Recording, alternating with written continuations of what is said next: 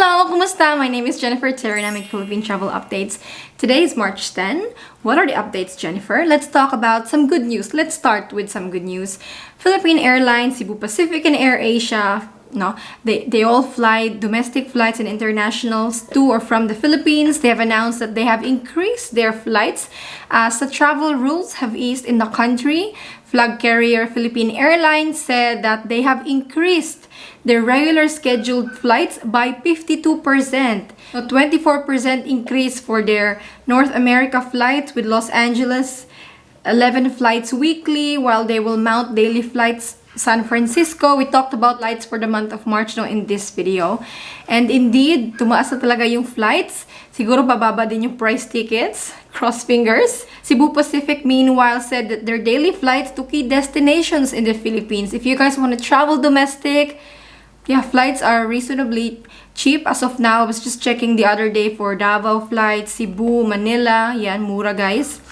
They also have ramped up their Boracay flights, Iloilo, Bohol, Cagayan de Oro.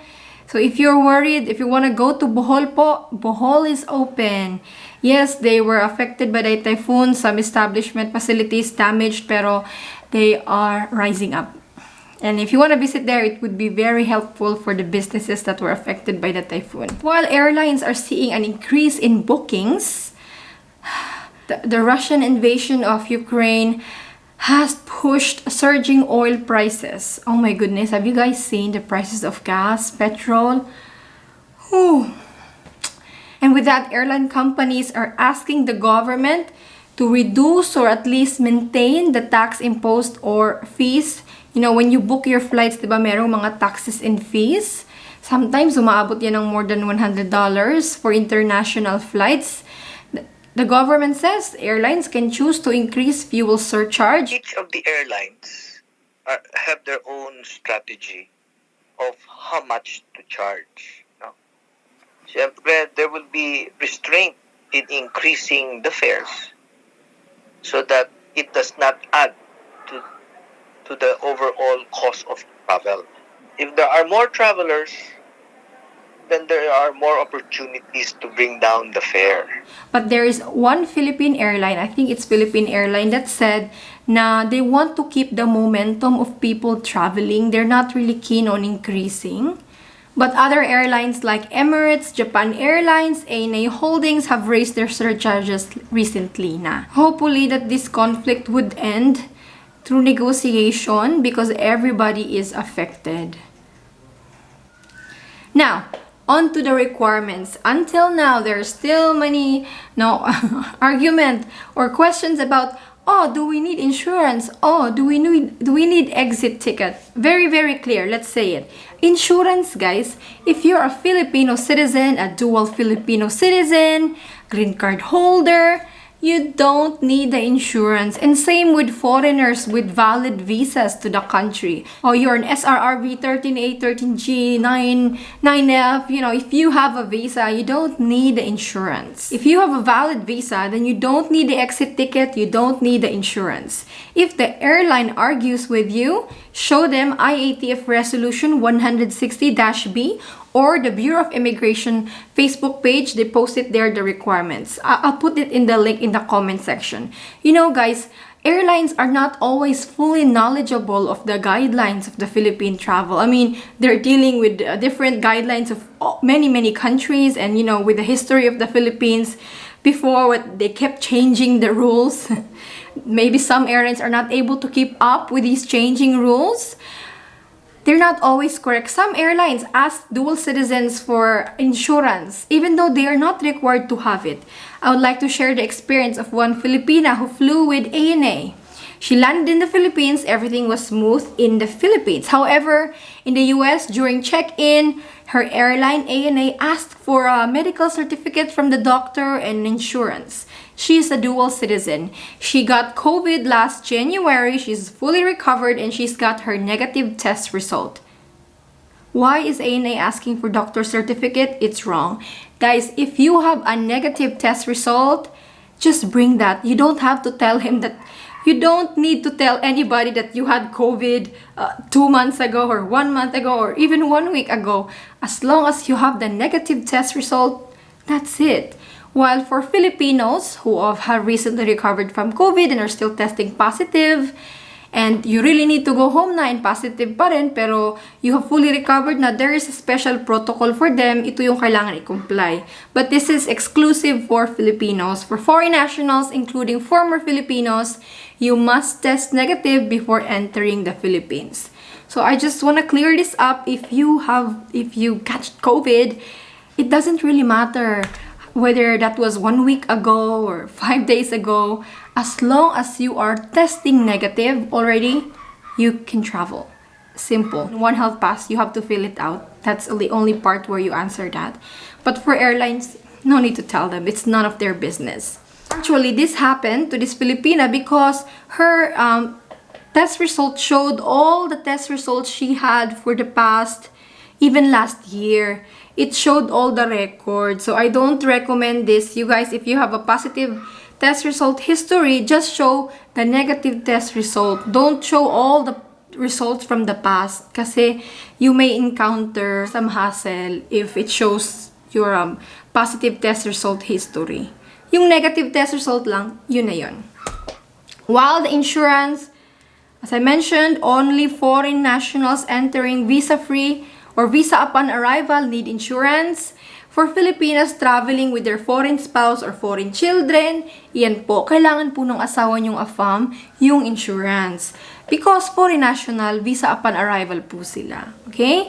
Same with the children, kailangan din po nila kasi they are visa upon arrival din. Basta foreign national na visa-free, need po ng insurance. Some people who landed in the Philippines said, "Oh, it was never checked in the Philippines, Jennifer. At the airport, they didn't check my insurance." Okay, that's fine. But airlines do check. Many airlines check all the requirements repeatedly. So, it is required. Let's just comply to avoid hassle. You don't really want to be offloaded or want to have argue with the airlines. Yeah, we want smooth travel, then we just comply to what is asked. Simple. Some may have entered without insurance. May nakakalusot, like our kababayan. Norwegian citizen, no longer dual, arrived without insurance, ay nakalusot. But that does not change anything. Insurance is still needed unless IATF says it's no longer needed. I was just checking today, guys, if you want a cheap travel insurance just to comply with the requirement, you go to so many websites are available, but I know of squaremouth.com. Oh my goodness, I was just checking today, 40 years old, 1 month stay, $20 insurance, $25 insurance. $25 is just, it's so cheap. Parang isang kain mo lang yan sa restaurant. And that already covers you for 1 month of medical expenses. Diba? Now, have you guys seen the foreign exchange rates? Oh my goodness, ang taas-taas. Grabe. Well, that comes with a price. Everything is more expensive here in the Philippines because of this weak peso. But you guys, this is the best time to send money to the Philippines with this good exchange rates, no? And how do you guys bring money to the Philippines? Care to share your experience? Do you bring dollars with you, like physical foreign money, and exchange it through money exchange booths here in the Philippines? Or do you send money to yourself through the bank or through remittance company? How do you do it, guys? Can you comment down below?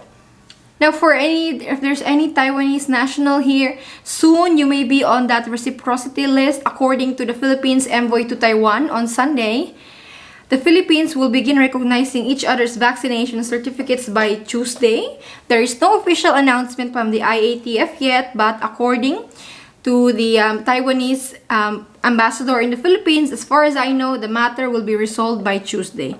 Maybe soon, maybe next week, there will be an announcement. Now, for OFWs in the Philippines, you guys, thanks to Secretary of Foreign Affairs Teddy Boy Locsin, this is about the Philippine passport. Ay nako, ang laking issue nito, guys. If you know, this has been going on for years. I remember renewing my passport in 2018. I could not find any slot at all. They're all fully booked. But then, makikita mo sa Facebook, these agencies are selling 20 slots, 50 slots. Paano yun nila yun nakuha? How? I think the DFA is now frustrated na talaga. They are no longer giving out recruiters slots. For now, OFWs can walk in. Yung mga kasali sa courtesy lane, guys, like OFWs, senior citizens, and their adult travel companion, PWDs, mga pregnant women, solo parents with solo parent ID, and their minor children, minor 7 years old and below with their parents, and minor siblings, 17 years old and below. Ito yung mga may courtesy lane where they can walk in at DFA Asiana, or if you guys have expiring passports, mga dual Filipinos or permanent residents, you need to book your slot. Mabilis po mapuno. You can book naman your appointment online. So even if wala ka pa sa Pinas, pwede ka nang mag-book ng appointment. If it is hard to secure an appointment din sa inyong origin country. Yan, kasi mabilis po talagang mapuno. Grabe. Now, there is no change on the requirements for entry into the Philippines. It's still the same. And you guys, things are really getting better here. Children, maybe going back to school na, pero limited pa rin. Pero that is a big improvement na. Now, for the requirements, it's still the same. Let's go with Filipinos po. Negative test result pa rin. RT-PCR pa rin. 1 health pass QR code and vaccination card or certificate if vaccinated.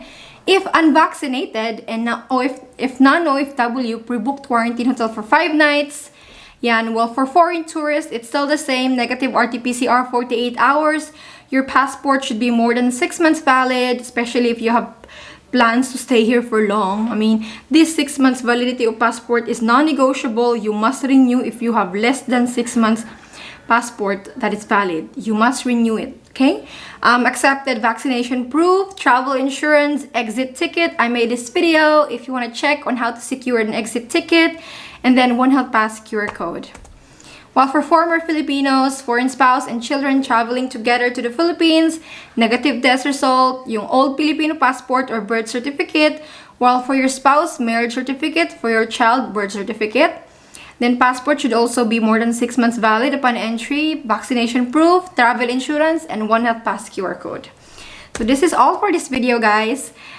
Yay! Maluwag na maluwag po ang Philippines, and our cases are still very low risk pa rin. I hope that continues forever. Char. Diba? And stay safe, you guys. And if you have landed recently in the Philippines, care to share your experience. God bless you all and stay safe. Bye!